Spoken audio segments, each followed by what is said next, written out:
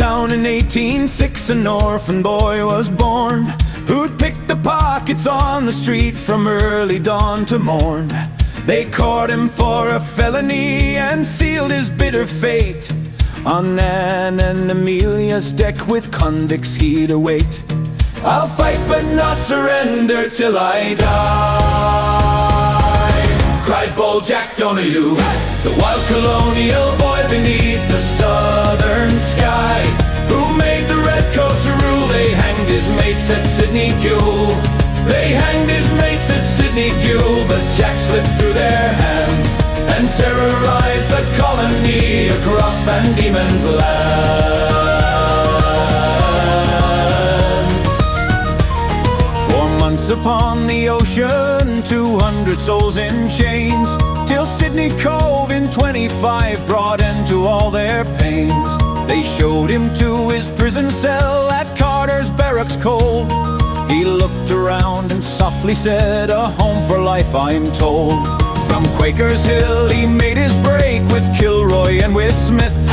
They robbed the bullock drays, by night became the outlaw myth. The strippers was the name they earned. They'd strip the wealthy bare, while servants fed them information, shelter and their care. The judge condemned them all to death on 1st of March that year. Between the court and Sydney Gale, Jack vanished in thin air. They hanged poor Kilroy and his mate, while Jack watched from the scrub, the most insignificant looking boy who terrorized the hub. He joined the Wild Colonial Boys, 12 desperate souls or more, with Underwood and McNamara, legends of folklore. From Bathurst down to Yass they'd ride, from Hunter to the coast. A 5'4" freckled lad who'd haunt the redcoats most. On Hunter River, March of 29, they shot a settler down. Young Harper was just 16 when he heard that fatal sound.